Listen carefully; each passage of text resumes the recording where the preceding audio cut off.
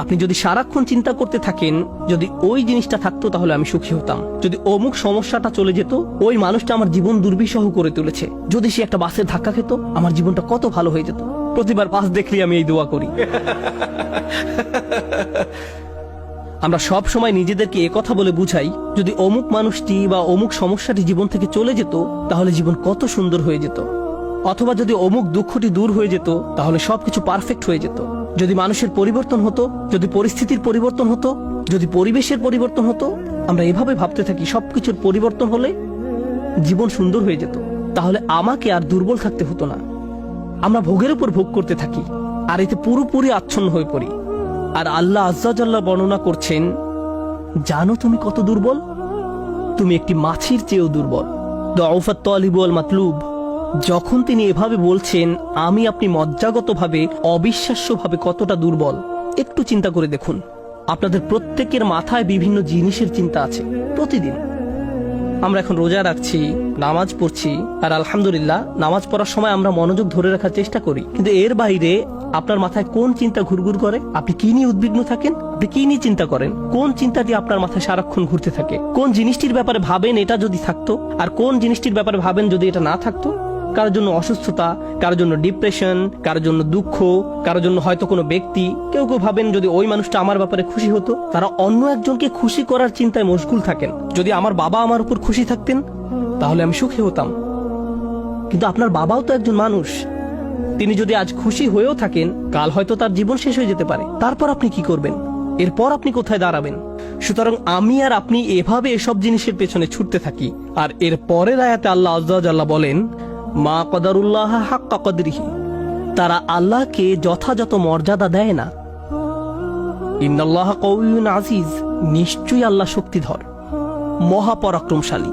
তুমি দুর্বল কিন্তু আল্লাহ সর্বশক্তিমান। তিনি আরো বলেন, তোমরা আল্লাহকে যথাযথ মর্যাদা প্রদান করনি। জানেন তিনি আমাকে আপনাকে কি বলছেন?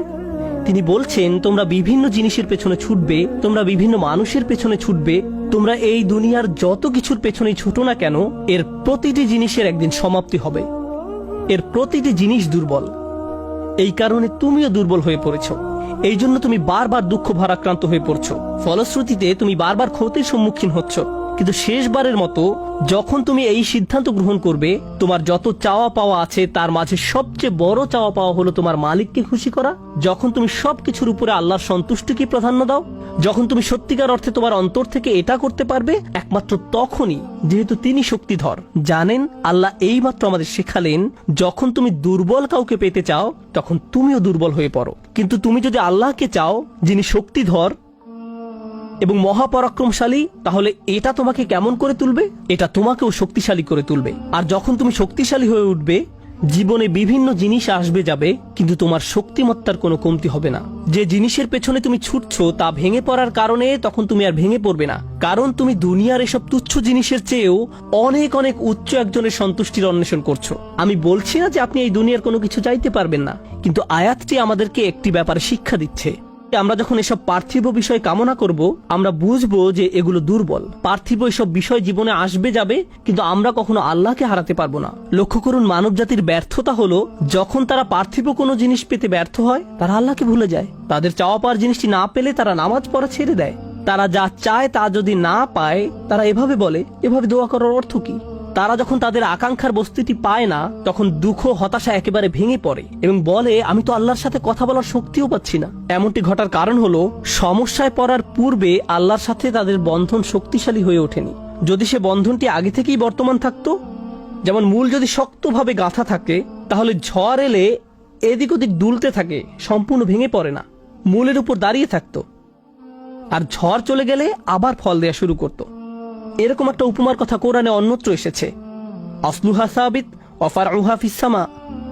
লা ইলাহা ইল্লাল্লাহ হলো এমন একটা বৃক্ষের মতো যার শেকড় মাটিতে এবং শাখা আকাশে উত্থিত। এটাই ঈমানের শক্তি। এই আধ্যাত্মিক শক্তির ধারণাটি আরো পরিষ্কার করার জন্য আমি আপনাদের নিকট একটা উদাহরণ পেশ করব।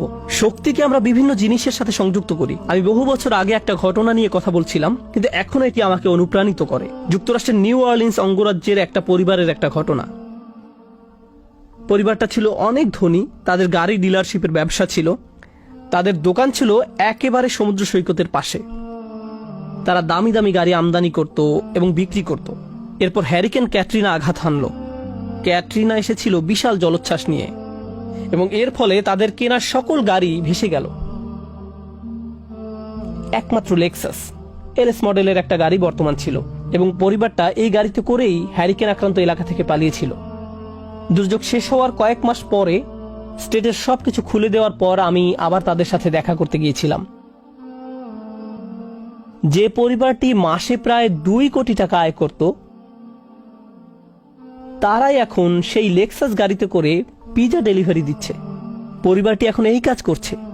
এক ব্যক্তির পিজা দোকানের জন্য তাদেরকে হায়ার করা হয়েছিল। মা বাবা দোকানে পিজা বানাতো আর ছেলে লেক্সাসে করে সেই পিজা ডেলিভারি দিত।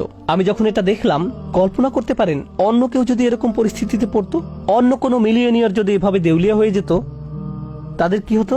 তারা সম্পূর্ণ হতাশ হয়ে যেত, মদের বোতল হাতে জীবন পার করে দিত। কারণ তারা মনে করত যা তাদের ছিল তাই তাদের শক্তিশালী করেছে। এখন যেহেতু এই সম্পদ হারিয়ে গেছে, আমার পক্ষে আর এই পরিস্থিতি মোকাবেলা করা সম্ভব নয়, এই ধরনের ক্ষতি সহ্য করা সম্ভব নয়। কিন্তু এই পরিবারের ক্ষেত্রে যখন আমি তাদের সাথে দেখা করলাম, সবাই খুবই শান্ত, নির্বিঘ্ন। বাবার অনেক বয়স হয়েছিল। এই রকম বয়সে এমন ক্ষতির সম্মুখীন হলে মানুষ হার্ট অ্যাটাক করে, উচ্চ রক্তচাপে ভোগে, কিন্তু এই মানুষটা সম্পূর্ণ শান্ত। তো আমি তাকে জিজ্ঞেস করলাম, কিভাবে এটা সম্ভব? আমি এমনকি আমার প্রশ্ন করাও শেষ করতে পারিনি। আমি শুধু বললাম, কিভাবে? তিনি হেসে উঠলেন। তিনি বললেন, যখন ব্যবসা ভালো ছিল আমি সারাক্ষণ ফোনে ব্যস্ত থাকতাম। শিপমেন্ট এসে পৌঁছেছে কিনা, পেমেন্ট দিতে দেরি হচ্ছে কিনা, কার কি ডেলিভারি দেওয়া প্রয়োজন, কাস্টমার খুশি কিনা, ট্যাক্সের হিসাব ঠিক আছে কিনা, কর্মচারীদের সমস্যা, অমুক সমস্যা, তমুক সমস্যা। এসব কারণে আমি কোনো মতে জুমার নামাজে উপস্থিত হতে পারতাম কোনো রকমে। কিন্তু এখনো তো টেবিলে খাবার আছে, এখনো তো আমাদের মাথার উপর ছাদ আছে, আর এখন আমি নিশ্চিন্তে মসজিদে গিয়ে নামাজ আদায় করতে পারি। আর সকালে ঘুম থেকে উঠে আমাকে কিচ্ছু নিয়ে ভাবতে হয় না, একমাত্র আমার রবকে মনে করা এবং তার কৃতজ্ঞতা জ্ঞাপন করা ছাড়া। আমার আসলে মনে হয় আমার জীবন শেষ হওয়ার পূর্বে আল্লাহ আমাকে সহজ জীবনের এই নিয়ামত দান করেছেন। সেই বাবা এটাই বলেছিলেন, কোনো সাধারণ মানুষের পক্ষে এভাবে কথা বলা সম্ভব নয়। আপনি যদি এমন কথা অন্য কোনো ব্যবসায়ীকে বলতেন, সে বলতো এই লোকটার মাথা নষ্ট হয়ে গেছে, তার সকল সেন্স নষ্ট হয়ে গেছে। আর এই জন্যই এখন সে তার মাথায় এই পরিস্থিতির একটা যৌক্তিকতা খুঁজে নিয়েছে। আপনাদেরকে একটা কথা বলছি, একজন মানুষের পক্ষে কেবল তখনই এভাবে কথা বলা সম্ভব যখন সে বুঝতে পারে যেসব জিনিসের পিছনে সে ছুটছে তা দুর্বল। কেবলমাত্র আল্লাহই শক্তিশালী।